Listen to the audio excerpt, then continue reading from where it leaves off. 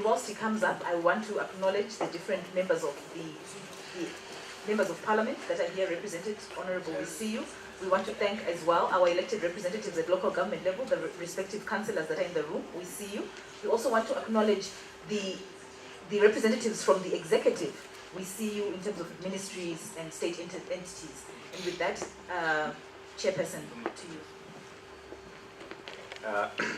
Thank you, facilitator. Mangwana nakanaka. Pangaita dambudziko iri ndikatambira ine chikaranga kana kuti muda kutambirwa nechirungu. Okay.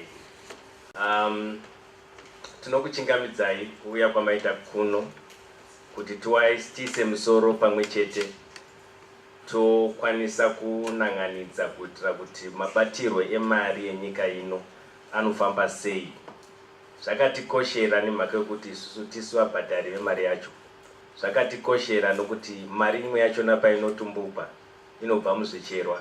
Zvicherwa zvinowanduzva tiri varidzi vazvo.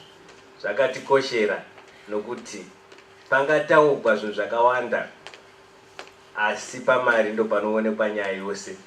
Panyaya yokuti zvakakoshera hurumende ino takanangana nebumbiro remutemo wedu inotaura kodzero dzedu dzingange dziri dzokuti vanhu vaende kuchikoro, kodzero dzedu dzokuti vanhu vanga vane utano dzinopamba sei kana takananganidzana nenyaya yokubatwa kwemari. Ndati nditaure ndichikuchingamidzai nerurimi rwamai nenyaya yokuti kana achitaura nezvemari kazhinji tinogona kurashana mumutauro wedu. Handimapaona ipapo.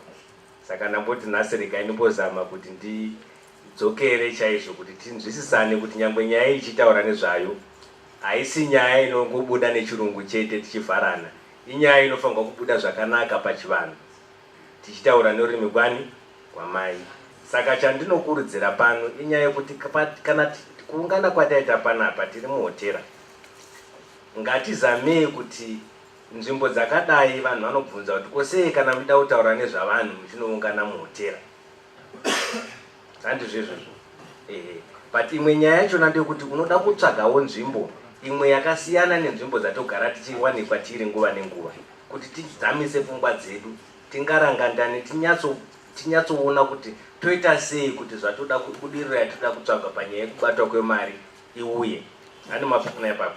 Saka ipapo ngatipanzwisisanei kuti space yakadai tokwanisa kuichengetedza nenyaya yokuti zvatinenge tafunga, zvatinenge takurukura, zvatinenge tasungana pano ndo zvinopa kuti mangwana tikwanise chiti zvakatikoshera nguva nenguva kuti tigare tichisangana tichiisa musoro pamwe chete kuti tiona sei kuti budiriro yatiri kutsvaga muZimbabwe iwanikwe sezvakarebwa neconstitution yedu kuti munhu umwe nomwe woga ane kodzero yechikoro, munhu woga woga ane kodzero yeutano.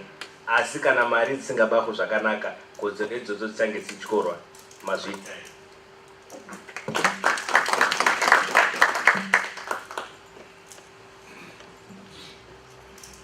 Maita henyu Chairperson, tinokutendai. Tanyura muchirongwa handiti. Tichinyura muchirongwa takadaro tadzikamiswa tiri pano kuti pfungwa dzedu dzidzame. Ndizvo ka? So that we are able to get a proper understanding what is lande nanjo. Right. I've seen a few people who've come in, and I just want to make sure that munhu wese tino maintain our comfort levels. Tichizivana kuti tiri vanani tichifambidzana nepfungwa dzatinadzo. Tinokugamuchirai, tinokumbira kuti mupinde pachirongwa nekutiudzai kuti imwe ndimi vanani uyezve mabva kupi netarisiro yenyu tichifamba takadaro.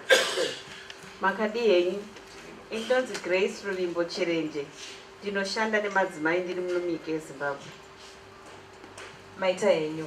Iye zvino tasvika panguva paprogram yedu yatinenge takuda kuti tichiona kuti right nyaya yatavinga ndeipi. And what is it that we have come to discuss? So that we don't have questions where we are speaking from an uninformed position, or maybe you didn't even know, and maybe you didn't even know, you didn't even understand. This is a moment where we educate ourselves a little bit about what is there, what does this mean. So this is a learning moment.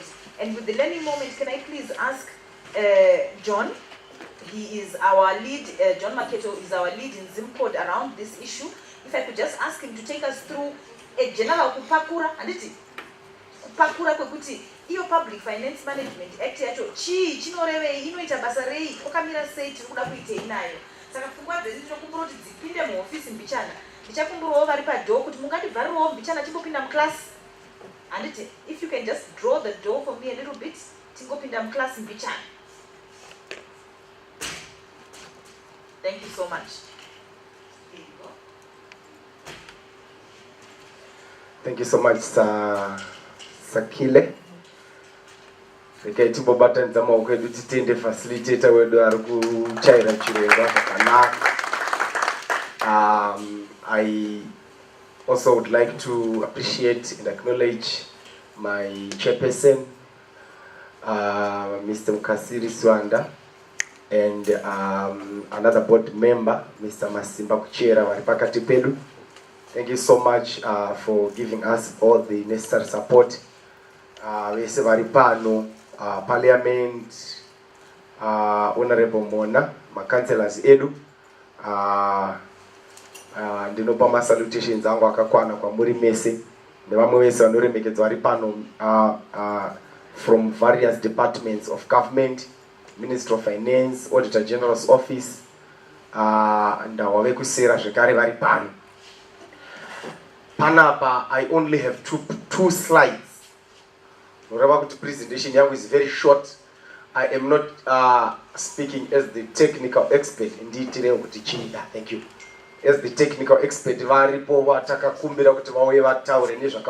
I only want to zero in on why we are here, why this subject is important for us to discuss, and also explain the process that we are going through as Zimcode. Kuitira kuti put our discussions into context. Chekutanga ndechekuti tinorangarira darire paramende rechipfumbamwe, the 9th parliament being opened. One of the issues that was presented by His Excellency was that a number of pieces of legislations were going to be tabled before Parliament such that they are aligned to the Constitution. Ichokwadi chekuti in 2013 Zimbabwe drafted a new constitution. Tese senyika tikanyora bumbiro remutemo constitution in 2013. But we have got a number of legislations that remained. Some of them are archaic. Some of them they are actually, let me say, they are illegal, as I explained earlier on, because they are in contravention of the Constitution, which is actually the supreme law of the land. Now, this is the process that we are now engaged in to align or to realign the various acts of Parliament with the constitutional provisions. So isusu Zimcode basa redu rakanangana ne zvekutarisa nyau dzemagariro evanhu nezveupfumi, social and economic justice. You would have read here, this is one of our thematic areas. We are looking into social and economic rights, public finance management, natural resource governance, and trade justice and livelihoods. So this is one area of interest for us. Therefore, we are working around and consolidating inputs from citizens to hear their views on how we can strengthen the Public Finance Management Act, how it can be aligned to speak the same language and flow in the same spirit with our Constitution. Right. So these are the underpinning issues which are guiding our programs. As we are gathering here, we've been to Manicaland, we've had a similar roundtable discussion in Mutare, in Ulawayo, in Gweru, and we are in Harare. We are trying as much as possible to gather citizens' views and all stakeholders regarding issues of strengthening the Public Finance Management Act. We already know that there are gaps that the PFMA Act had before this alignment process. It did not speak to certain issues. There was room for violation. There were leakages that we were seeing. And we want to take this opportunity to strengthen and make it watertight so that we minimize leakages in our public finance management systems. So these are the underpinning issues. Number one, we've got issue of the supremacy of the Constitution. In section 2.1 actually states that any law, any practice, any custom or conduct that is inconsistent with the Constitution is invalid. Not only invalid, but is illegal. So it is also possible that we have pieces of legislation which are actually illegal in Zimbabwe. Anything that is done, that is practiced in contravention to the Constitution becomes illegal to the supreme law of the what? Of the land. Right. Then, so another underpinning issue is that we want to take this opportunity to review, to identify gaps and recommend amendments to the Public Finance Management Act with a view to aligning the statute with the Constitution. Then we are also guided by the understanding that there is a positive correlation between a strong and a sound public finance management system and public service delivery. What does that mean? It entails that when we've got a strong public finance management system, we minimize leakages, we minimize losses of public finances, right? That also means that we increase our savings towards social spending. Right, we can go to the next slide. Right, we are also guided by the principles, constitutional principles of public finance management. This is not coming from anywhere else, but coming from our very own constitution, which actually dictates that any practice in public finance management must be guided, must conform to these principles which are outlined in the Constitution. So there are about 6 of them. Number one, transparency and accountability in financial matters. All financial matters must be guided by values of transparency and accountability. Not just making them buzzwords, where we are always saying transparency and accountability, but actually practicing transparency and accountability. Transparency being openness regarding information to do with financial matters, right? We need, as citizens of Zimbabwe, to understand that when we're talking about public finances, we're actually talking about our own money. These are our funds, which we've entrusted the government, authorities, to manage on our behalf, to collect on our behalf, to allocate and to spend on our behalf. So therefore, we are critical stakeholders in this whole process. Hence, the issue of transparency and accountability is saying, yes, we've delegated you to do A, B, C, D on our behalf, but we want to be enlightened. Do not leave us behind. Right? Then the other issue is public finance system must be directed towards national development. It must be directed towards national development. What do we mean? Definitely, when I say national development, we are ruling out personal development. We are ruling out private development. There should be, under no circumstances, whereby national resources are directed towards personal gains. The other time I was saying, there are some areas in this very country where people drive their vehicles to their doorsteps in a very good tarred road. But there are some parts of the country where people spend 5-6 hours to travel a distance of 50 kilometers because of poor roads, which do not even have gravel. So we need to see fair and equitable distribution of national resources towards the national development cause. Then the burden of taxation must be shared fairly. It must be shared fairly. Those that earn more, we expect them to be paying more because of their privileged position and opportunities. We expect them to be paying more. It cannot be that those the poor pay more than those that already have opportunities, those that are already privileged. We need a taxation system that is redistributive, that is progressive. Right?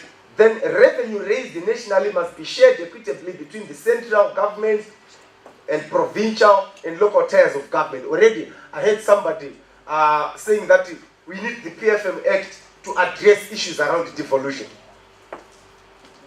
Currently, the Public Finance Management Act is silent about accountability in local authority issues. However, we know that I think in the last 2 years or so, the Office of Auditor General has begun to audit local authorities. But this needs to be put down in our legislation so that they are mandated to see how funds are utilized at both provincial and local tiers of government. Expenditure must be directed towards the development of Zimbabwe, as I have highlighted before. And then we need to make sure that there is a special provision which is made for marginalized groups and areas. Marginalized groups and areas. From history and structural imbalances, we know that there are some groups that were previously marginalized.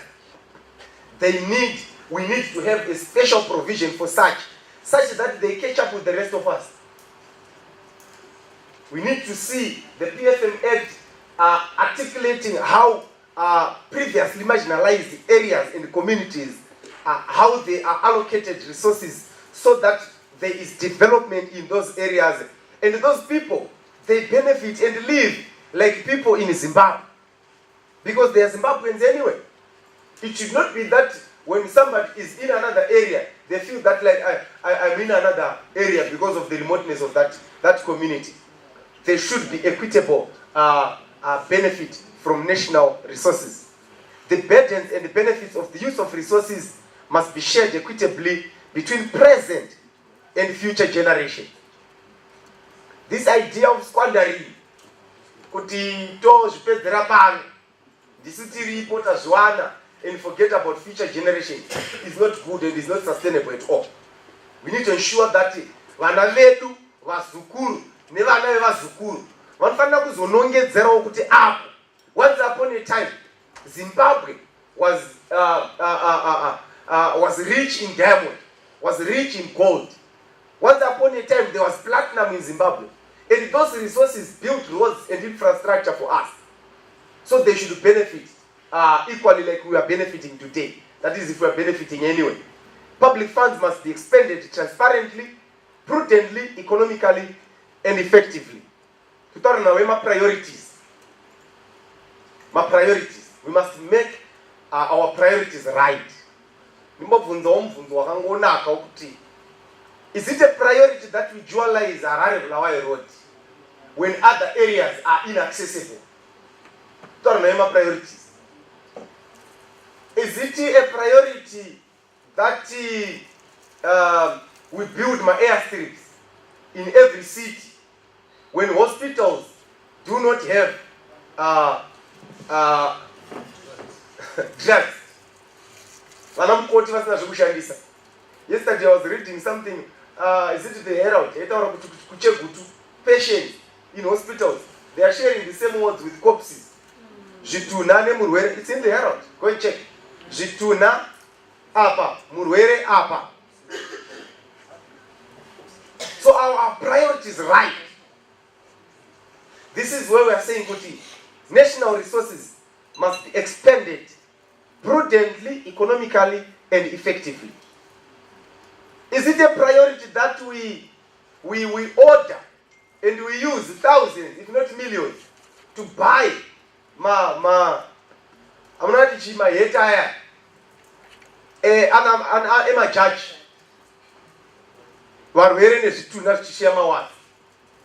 It's necessary, but is it a priority? So we need to be guided by this principle. They should be expended economically and effectively. Financial management must be responsible, and fiscal reporting must be clear and accountable. Public borrowing and all transactions involving the national debt must be carried out transparently and in the best interest of Zimbabwe. Ibaba, pakwereta. Atifaniri mokarukatani chikwereti tisingazivi. So all borrowing must be done in a transparent manner. Vanotimirira mudare reparamende havafaniri kushamisika, havafaniri kuzoudzwa after the fact. They must approve borrowings. Ndosaka takavasarudza kuti vatimiririre. Because these issues come back to us. We are the taxpayers, and we will be settled with the burden of repaying those debts. Izvozvi kune nyaya iri kunetsa debate iri kutaurika. Compensation yema-farm workers. Is it one person's decision to decide? Kuti ngavangobhadharwa tafunga kuvabhadhara. Or there must be some national discourse around it. Because if we are going to use public funds to pay for that, we are opening a can of worms. Because my taxpayers are so bad. Is it right that they should be compensated? Maybe yes, maybe no. But who is paying? And have we consulted those that are going to pay? We are adding to our national debt stock. The domestic debt. The other time, I understand the claim from former commercial farmers was around 9.3 billion. So currently, if our debt is settled around is at around 18 billion, we need to be adding another 9 billion on top. And since we have rebased our economy to 25 billion economy, still our debt is not sustainable because it's negative to exceed the 70% threshold to get the right credit. So are we paying because we want to sanitize something for political reasons, or we are paying because it's the right thing to do? But anyway, the bigger question is who benefited the most? And if a piece of land was really developed, because the idea, the argument is behind developments made on the land, and if somebody is benefiting on the piece of land that they gained, and the farm, we assume that it's a viable entity, then they should be able to contribute to the paying back. Are we getting into another Zamco thing as well? These are things we must be interrogating. So, I'm not talking about that, but I'm simply saying that public borrowing and all transactions involving the national debt must be carried out transparently and in the best interest of citizens of Zimbabwe. Ladies and gentlemen, I was only here to stimulate debate, and we will talk more about this. But we are here. We want to hear your views. We want to hear your contributions. We've got presenters that we've invited here to lead us through the discussions. I rest my case here. Sakila is saying I should sit down now. Thank you.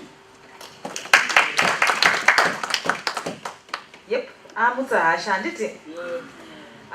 I just want to remind you that if you look at A to E, but if you look at the principles, even if you forget,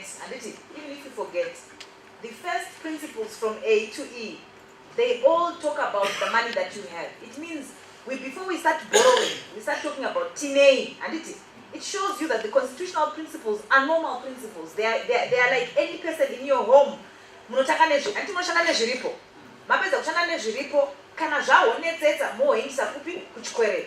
want to give it in terms of institutions, an example in terms of institutions. When Zinara Payakatanga, Zinara is new, and Takakura Zinara in 1981. Zinara, Zinara Katanga Chivenga newspaper every day, which quite collect for my millions and millions. Are we together? And now we hear that Zinara not only is the money missing from Zinara, but on top of that, money is correct. Are you following me? So it happens in our, it happens in terms of the principles. It starts with what you have, A to E. And then eventually, if you really, it shows you mustn't just run to correct. And it is A to E. And then it says eventually, at F, if you then have to go to correct, this is what you should do. So what we end up doing is we end up spending a lot of time talking about the chquerities. Are you getting me? Chquerity this, chquerity that, chquerity this. But we've missed the whole process of A to E. And that's what we're going to be discussing. To say, how do we strengthen A to E? How do we strengthen A to E before we go to F? If you have been coming to the ZimCode meetings and the ZimCode platforms, you know that when it comes to F, there is a whole alternative policy that they are putting on the table for discussion. And we've been talking about the debt issues for a long, long time. That's the one part of the deal in Zimcourt. But today we are here to talk about that other part. So with that part, I'm going to ask the budget office, which is sitting in our parliamentary, in our parliament, rather not in our parliamentary, the budget office represented by Pepukai Chikore, to come through and talk to us about the process. How yacho. Tataura what? Tauna kupinda munani? Muna how? Teaching class.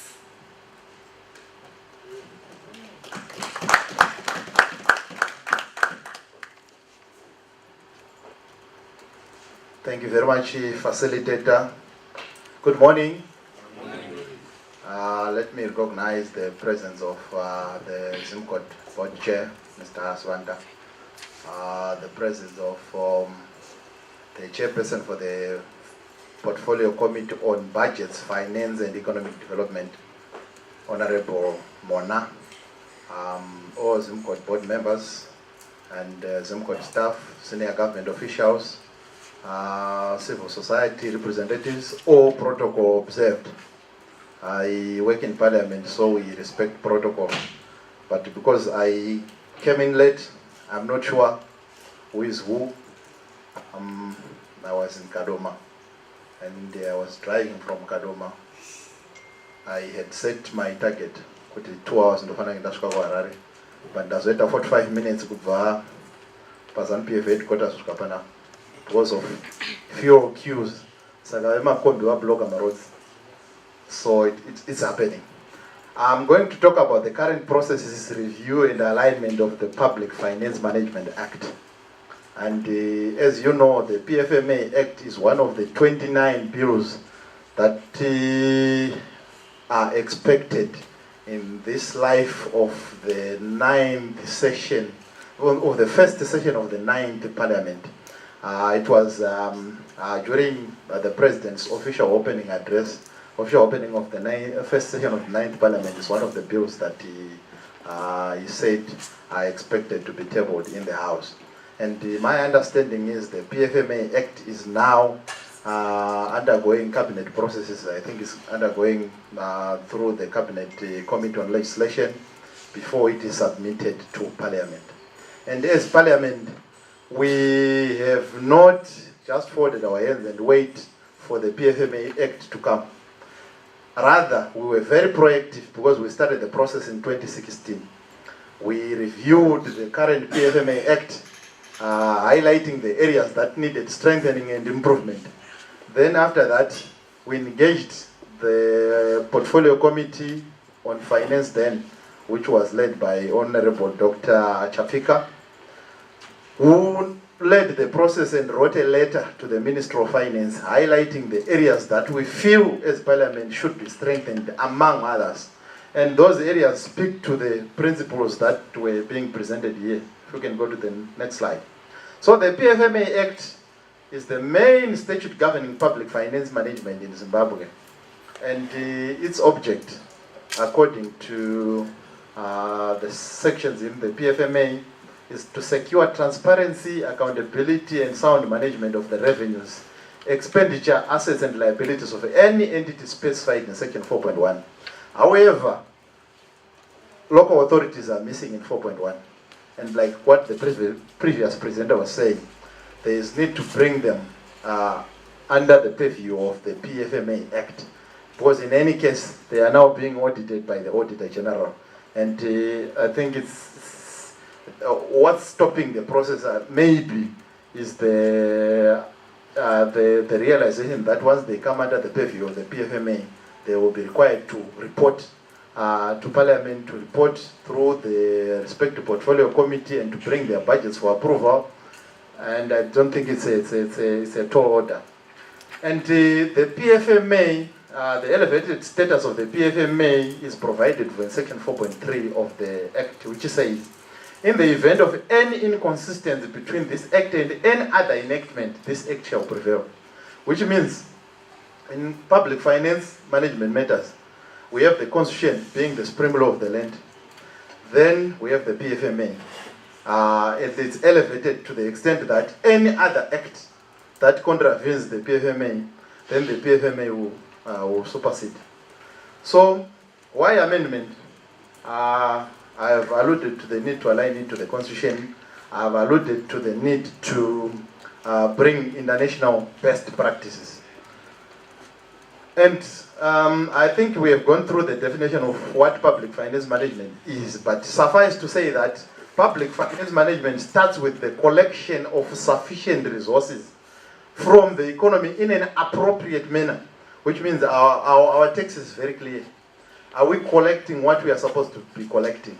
And is there equitable distribution of the tax burden on citizens? So the PFMA must speak to that. And this goes along with allocating and use of resources efficiently and effectively.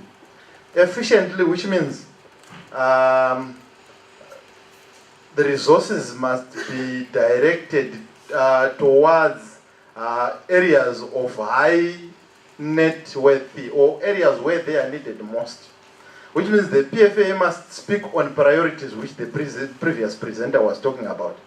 We don't want to see a situation whereby we see more cars parked at Police General Headquarters, but a police station in Chinamora has no car to service the local area.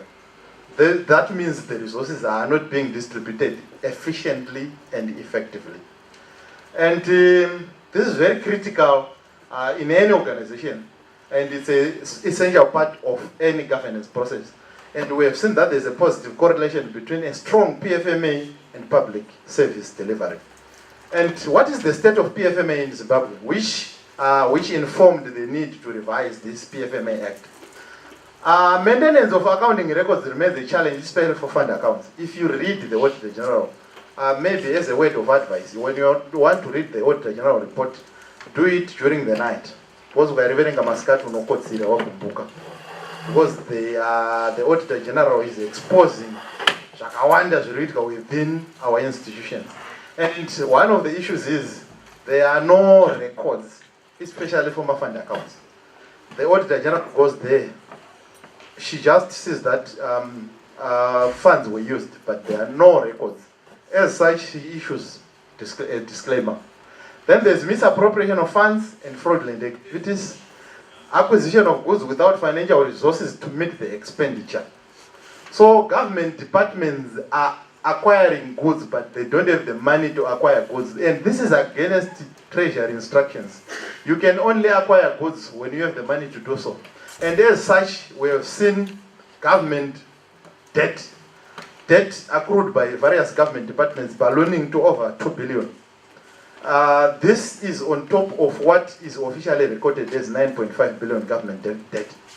Because most governments are getting fuel, they are getting vehicles, they are getting their supplies, office supplies, they are getting computers on credit.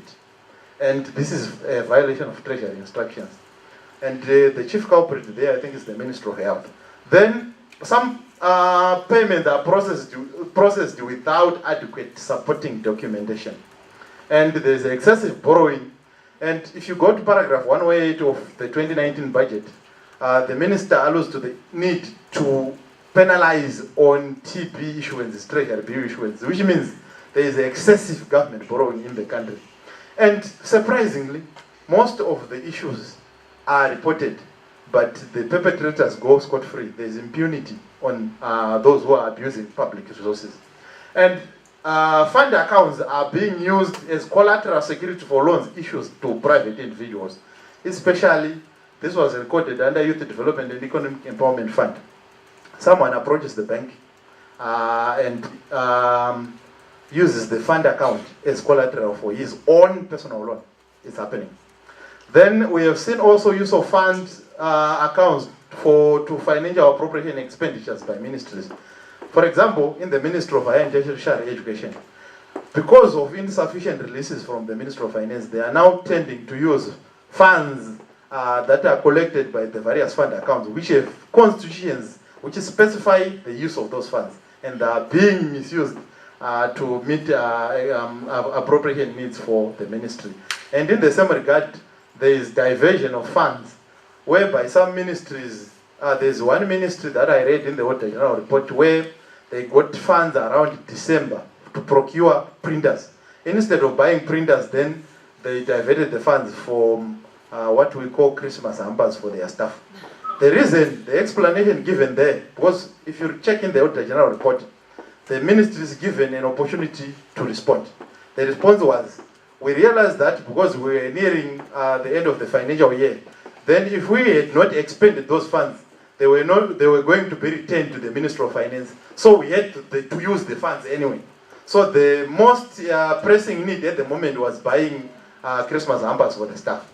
Then there's violation of procurement regulations and huge amounts of uncollected revenues from debtors, especially those people who are staying in government houses. They are not paying rents, and government is not making efforts to collect. And this is the state of public service delivery in Zimbabwe. It was just pictures, the roads and the sewage system. And with this then calls for realignment of the PFMA to the constitution, and also bringing in best practice to ensure that we bring in transparency and accountability in public finance matters. And these are the objectives of the PFMA. I want to go through them because I think they are very clear. If you go and go to the next slide, again, objectives of the PFMA. Why amend the PFMA? Why is there need to amend the PFMA Act? While this act has provided legal safeguards for the management of public finances, there is still significant room for improvement of this act. And the coming into force of the new constitution in 2013 means that public finance management act, just like any other statute in Zimbabwe, needs to be aligned to the supreme law of the land. Because Section 2 of the constitution says, this is the supreme law of the land, and any other act that contravenes the supreme law of the act is inconsistent to the extent of, is invalid to the extent of the inconsistency of that act. Which means if there are any provisions in the PFMA which are inconsistent with the constitution, then they are invalidated by Section 2 of the PFMA. And as Parliament, we have been very proactive, and we have since returned to Treasury, highlighting the key provisions of the PFMA that need alignment to the Constitution. And I will mention some of those provisions in the next slide. So the first issue was on Section 3, which relates to the object of the Act. And the object of the Act is securing transparency, accountability, and sound management of the revenues, expenditure, assets, and liabilities of any entity specified in Section 4. But if you go to Section 298, the previous presenter alluded to this. It's very comprehensive and outlines the principles of public finance management. And we feel that the object of the Act should be more detailed and include other principles of public finance management, as outlined in Section 298. As it stands, it only has two principles, that is transparency and accountability, but we need to include others like prudence, equity, economic use of resources, effectiveness, and marginalized groups and areas. We need to put that in the PFMA so that we take care of the marginalized groups in society.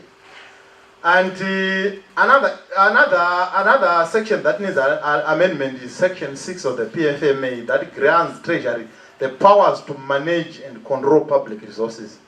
And if you go to Section 80 of the Act, it confers the Public Service Commission the power to appoint internal auditors to assist Treasury to perform functions under Section 6. So the internal auditor therefore is a dual reporting system. They report to the accounting officer and they report to Treasury. And this is against all corporate governance principles because you are auditing the accounting officer yet to report to that same accounting officer. So there's inconsistency there. So we need to cut that reporting to the accounting officer.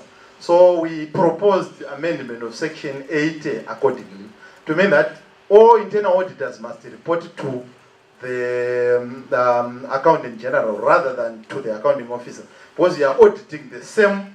You just advise the accounting officer, but you don't need to report to the same accounting officer because you are auditing the institution that is under the purview of that accounting officer. Then Section 7 of the PFMA outlines the duties and powers of the minister in the control of management and management of public resources.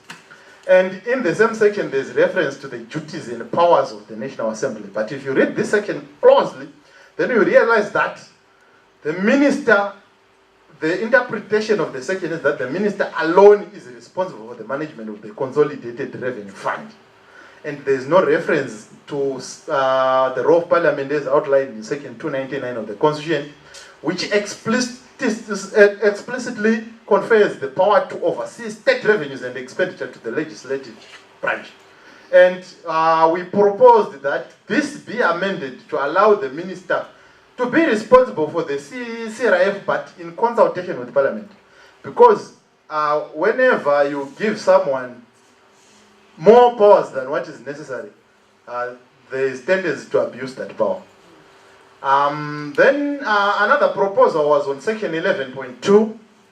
Section 11.2 of the PFMA, which provides for the minister to bring a bill to parliament to condone or writing off any public resources advanced to funds or other entities if treasury is of opinion that the money is irrecoverable. So it's like you are seeking parliamentary approval after the action has already been taken. So we proposed that this section be amended to allow parliamentary approval before debts are written off. Because we want to understand why you are writing off debts. Are there no other prospects of recovering that debt? I think you know what happened to the issue of non-performing loans. Some were just classified as non-performing loans. They were taken over by Zamco, but we know that the banks and other financial institutions did not do enough to recover those loans. Then another proposal was on section 14, which provides for the accounting officer to comply with a directive issued by his minister to commit certain payments that, in the opinion of the accounting officer, are not allowable. Then the accounting officer should never, the proposal is that the accounting officer should never be forced to comply with orders that are not allowable. And the accountant general should approve such directives before any payments are made, in line with section 9.4, which empowers the accountant general to refuse payment on any voucher. This section says, if you are directed to do something that is not allowable, first tell that person that this is not allowable. If they insist, then do that directive, but write to the accountant general that I've been forced to do this. So it's inconsistent with the provisions of the constitution. There is no prudence in financial management. You should refuse something that is not allowable. And you write to the accountant general before taking that directive. Then the accountant general will give you authority to act as directed by the minister. So we propose the change on that section. Then there's section 18, which provides for establishment of what we now call PFMA funds.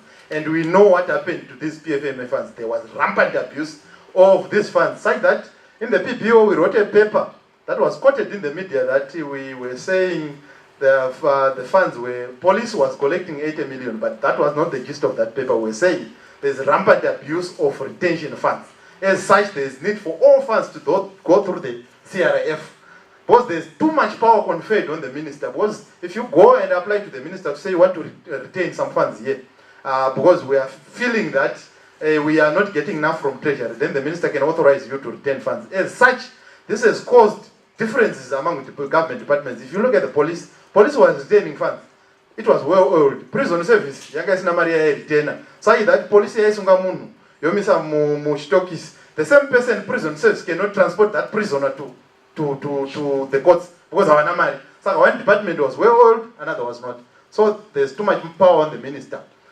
So the minister cannot have absolute power to fix terms and conditions for the loans without consulting the parliament, without consulting parliament. So we propose that the minister will fix terms and conditions for advancing to statutory funds in line with the provisions of the constitution after approval by parliament. So that is first to come through parliament for approval before the minister can. We have over 80 retention funds in Zimbabwe, and some of them don't release from auditor general because there is mismanagement of those funds. Then section 15 says if the minister fails to lay annual reports, because one of the principles, I think it's D, it's F, it's reporting must be clear. So section 15 says if the minister fails to lay annual reports, financial statement and financial misconduct reports of the entities that she presides over, the speaker shall require the minister consent to give a written explanation to the National Assembly, setting the reasons why he or she did not table the reports. This is not detailed enough. Our feeling is that the minister must either defend it, his written explanation before an appropriate portfolio committee, rather than just writing a letter, I failed to report to Parliament was 1, 2, 3 reasons. But he should come to the appropriate portfolio committee, defend his decision not to write a report. If the portfolio committee feels that this is in contempt, then they will charge him accordingly. So we feel that it's not deterrent enough. If you fail to do something, just write a report. That's not deterrent enough. Then another proposal was on failure to issue sanctions for failure to comply with Section 32 to 37 on reporting. Because the PFMA Section 32 to 37 provides for reports that must be laid before the National Assembly. So there are no penalties for failure to report. But in Kenya, any offense under the PFMA Act of 2012 attracts an imprisonment of up to 5 years and a fine of up to 10 million shillings, which is about, I think exchange rate is 1:100. So divide that by 100. That's the fine in Kenya. So you won't dare do anything against the PFMA because you know it's very deterrent enough. In China, you can actually lose your government position if you fail to account even for 1 yuan. But in Zimbabwe, you can walk scot-free. Then, next slide. Then Section 28 needed alignment to the Constitution, but let me highlight that this has already been aligned to the Constitution. Because it said previously, the minister must lay a budget in the National Assembly not earlier than 30 days before or not later than 30 days after the start of the financial year. And this was in contravention to Section 305 of the Constitution. So Section 14 of the General Laws Amendment Act of 2016 took care of that. It deleted that, which means the budget can be laid in Parliament even in August. And this gives Parliament time to scrutinize the budget rather than that rushed approval process. They won't go through the budget. But also tell the intricacies of the budget. So we expect this year the budget not going to even September, even August, even June, because the not earlier than 30 days was deleted. Previously, kind of budget ran going up 28 October. It was invalid because of this provision. Next slide. Section 88 is also not conclusive because it states that the minister may, we want peremptory language in the act, not discretionary language. The minister may make regulations. That's why we took time before my regulations, the PFMA. So it's because the minister is not obliged to give my regulations prescribing a number of things in the act. Then next slide, I'm almost done. Other issues, there are issues to do with the budget calendar, and we proposed this to the minister to say a mid-term fiscal policy statement should come around June, July. In 2016, mid-term fiscal policy review came on 6 September. I don't know if it was a mid-term fiscal policy review. Can I hear 6 September budget details from October? So we want a budget calendar which specified what the minister must do and the timelines. Expenditure target by August, September, strategic planning process August, September. Next slide. Then we also proposed performance agreements to be done in June, submission of budget proposals, August, pre-budget seminar, September, October, budget presentation to Parliament, budget analysis October, November, and approval up to December, so that by the start of the financial year, we already have an approved budget. All along, budget year approval, March, but well into the year. And that budget speaks to the need to finance the agricultural season, September last year. So there is inconsistency. These are the timelines in the Kenya PFMA. You can see it's very clear. And if you fail to abide by this, it's either you write to Parliament seeking approval to deviate from the agreed timelines, else you will face a fine of 10 million shillings because you are contravening the PFMA. It's very clear in Kenya. Other issues relate to the fiscal responsibility principles that should be observed. These include at least 30% of the budget should go for development. Let's put that in our PFMA to say, let's take 30% for development expenditure or capital expenditure. Then also there should be a limit on the share of spending that goes for wages and benefits of public officers. In other countries it's 26%, in other countries 35%. Let's put a limit in the PFMA Act, but maybe a first, because for now, if we say 50%, we won't be able to achieve that. Then government borrowing should only be used for development expenditure. That should be put in the PFMA. We don't want government to borrow for salaries. Then public debt should be maintained at sustainable levels. and in line with such threshold. And Parliament must set the exact level of that public debt. This should be put in the PFMA. So other issues relate to good practices, including gender budgeting, which has to be legislated for if it has to take root or embedded in the operations of all government entities. So we must amend the PFMA to make provisions that make it mandatory for ministries and government departments and agencies to budget from a gender perspective in line with Section 13. And also, this is very important. In Uganda, they have what they call a Charter of Fiscal Responsibilities. And as Parliament, the Speaker of Parliament is warmed to this idea. After our start visits, we realized this is very important for the country. So Treasury must bring along, this should be put in the PFMA, along with the budget, a Charter of Fiscal Responsibilities. This gives benchmarks and presents government strategy for operating a fiscal policy which is consistent with sustainable fiscal balance over the medium term and the maintenance of prudent and sustainable levels of public debt. And it also specifies measurable fiscal objectives for the medium term, consistent with national, regional, and international benchmarks. In Kenya, they are consistent with the EAC Monetary Union. So, Minister Arukuta sign something, I will commit to 1, 2, 3. If I fail to do this, as a president, that's a Charter of Fiscal Responsibilities. So, in Kenya, Minister is bound by this. If you fail to abide by this, then you are fired. This is the PFMA of Kenya. In order to set up, there should be a Charter for Fiscal Responsibilities. Any deviations from the objective of the Charter should be approved by Parliament. So this is the Charter in Kenya. So Minister Sungiri I will abide by this, which means Minister has borrow beyond certain threshold. Don't go to a Charter to you are fired. This happens in Kenya. So my last slide.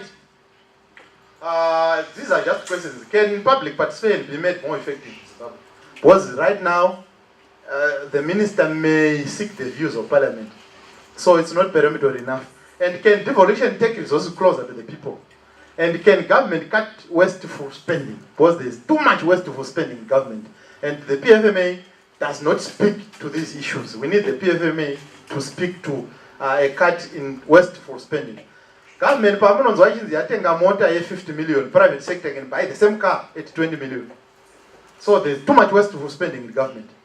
I was giving people, the Ministry of Industry, the Gambo up point work in the chair, a certain commission, Yakaenda Blawayo Kundochaka, any Yangayacho, Pani any Yangayacho Blawayo Saka, there was a disciplinary committee, I said why I was chairing it. The Gapoa Isuzu, in a few tank, kind of Blawayo, Gagaraparan, but hours, Rainbow Hotel 4 days, Netimi on 3. She investigated any, and you know, she get a real Burisam project. So it's like Tora Caterpillar, Tuma Caterpillar, no Cherambeva.